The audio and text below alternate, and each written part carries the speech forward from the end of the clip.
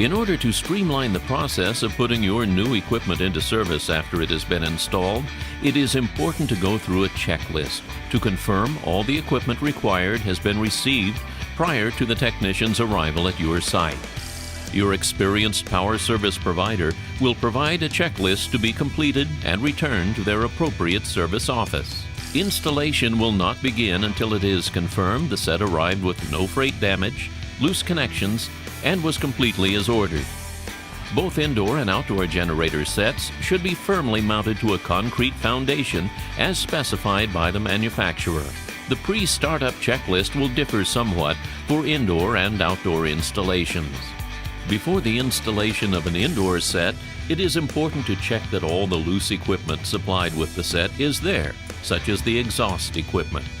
Indoor units must have the exhaust completely installed.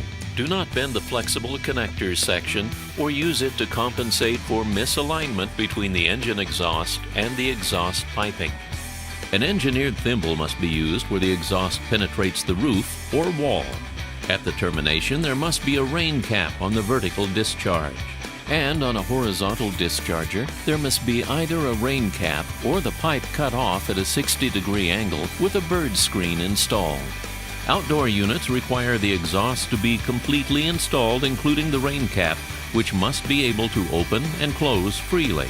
Generator load conductors must be connected to the generator output breaker and the transfer switch if supplied. Generators generally arrive neutral bonded to the ground from the factory.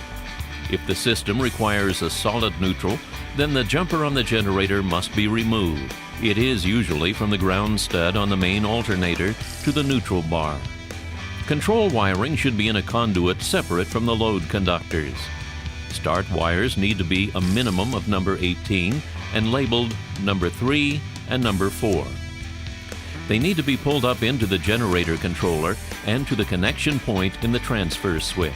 Utility power must be connected and available to the transfer switch. Do not plug the controller in. Building loads should be available. The transfer switch must be tested and powered down to plug in the controller. Power outages will occur during the testing of the transfer switch. Indoor installations require a cooling system duct at the radiator to be installed.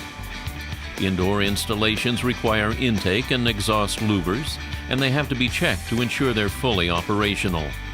Any fuel tank must have a pressure test before startup. The tank should be at least 75% full with number 2 off-highway diesel Supreme. Spark-ignited engines must be installed per the manufacturer's installation manual. Gas pressure must be 4 to 6 ounces or 7 to 11 inches of water column at the generator fuel inlet at all times. Supply volume must be sized for 100% rated load. The gas volume requirement is supplied on the generator data sheet. If a block heater is supplied, it must be wired to the appropriate voltage but not energized on startup. Any battery charger must be installed and wired. Installation instructions supplied should be studied before installation.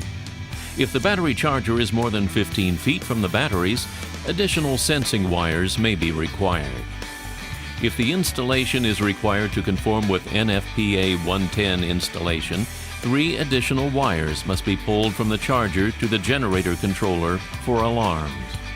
If in doubt on any detailed checks, the generator power service provider should be consulted. Following the checks demonstrated in this video will help ensure reliable operation of your generator set. Remember, installation and testing of a generator set system should only be undertaken by a qualified technician.